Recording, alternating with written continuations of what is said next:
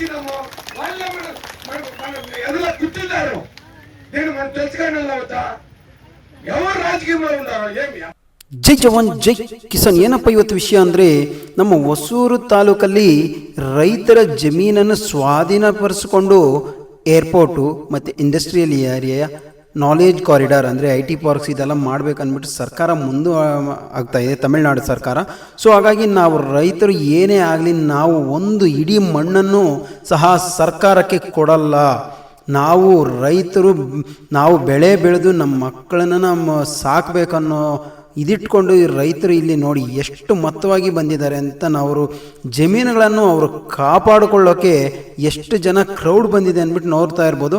Actually ನಾವು expect ಮಾಡಿದ್ದು ಒಂದು 2000 ಇಲ್ಲ 3000, ಆದರೆ ಇಲ್ಲಿ ಬಂದಿದ್ದು 5,000 to 6,000 ಜನಸಂಖ್ಯೆ ರೈತರು ಬಂದು ಈ ಹೋರಾಟದಲ್ಲಿ ಪಾಲ್ಗೊಂಡ್ರು. ಹಾಗೆ ನಾವು ಎಷ್ಟು ಒಗ್ಗಟ್ಟಾಗಿದ್ದೀವಿ ಅಂದ್ಬಿಟ್ಟು ತೋರ್ಸೋಕ್ಕೆ ಈ ಸಭೆಯನ್ನು ನಾವು ಮಾಡಿ ಸರ್ಕಾರಕ್ಕೆ ತೋರಿಸ್ಬೇಕು.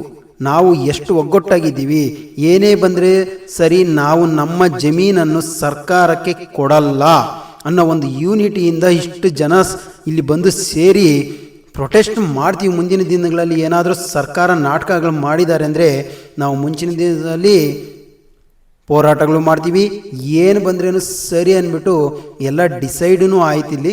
ಸೊ ಹಾಗಾಗಿ ತುಂಬ ಜನ ಇಲ್ಲಿ ರೈತರು ಬಂದು ಸಪೋರ್ಟ್ ಮಾಡಿದ್ದಾರೆ. ನೋಡ್ತಾ ಇರ್ಬೋದು ಎಷ್ಟು ಕ್ರೌಡ್ ಇದೆ ನೋಡಿ. ರೈತ ಬಂಧುಗಳೇ, ನಮ್ಮ ಪರ್ಮಿಷನ್ ಇಲ್ಲದೆ ಯಾರು ಸರ್ಕಾರನೇ ಆಗಲಿ ಬೇರೆ ಯಾರೇ ಆಗಲಿ ಒಂದು ಇಡೀ ಮಣ್ಣು, ಒಂದು ಗುಂಟೆ ಜಮೀನು, ಒಂದು ಸೆಂಟ್ನ ನೆಲವನ್ನು ಇಲ್ಲಿಂದ ತೆಗೆದುಕೊಂಡು ಹೋಗೋಕ್ಕೆ ಸಾಧ್ಯವಿಲ್ಲ.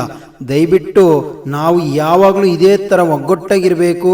ನಮ್ಮ ಸ್ಟ್ರೆಂತ್ ಏನನ್ಬಿಟ್ಟು ಸರ್ಕಾರ ನೋಡಿ ಅವರೇ ಭಯಬಿಟ್ಟು ಅವರು ಇಲ್ಲಿಗೆ ಹೋದರೆ ನಮ್ಮದು ಬೇಳೆ ಬೇಯಲ್ಲ ಅಂದ್ಬಿಟ್ಟು ಅವರೇ ಸುಮ್ಮನೆ ಆಗಿಬಿಡ್ಬೇಕು. ಆ ಥರ ನಾವು ಒಗ್ಗಟ್ಟಾಗಿದ್ದರೆ ಮುಂದಿನ ದಿನಗಳಲ್ಲೂ ಇವ್ರು ಏನಾರ ನಾಟಕ ಆಡಿದ್ರೆ ಇದೇ ಥರ ಒಂದು ಮನೆಗೆ 2-3 ಬಂದು ಈ ಹೋರಾಟವನ್ನು ನಾವು ಮಾಡಬೇಕು.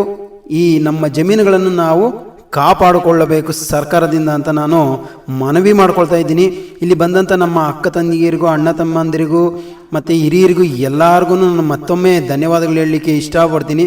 ಆಮೇಲೆ ನಮ್ಮ ರೈತ ಮುಖಂಡರು ಅಂದರೆ ಹಿರಿಯ ನಾಯಕರು ಬಂದಿದ್ದರು ನಮಗೆ ಗೈಡೆನ್ಸ್ ಕೊಡೋಕ್ಕೆ, ಅವ್ರಿಗೂ ನಮ್ಮ ಧನ್ಯವಾದ.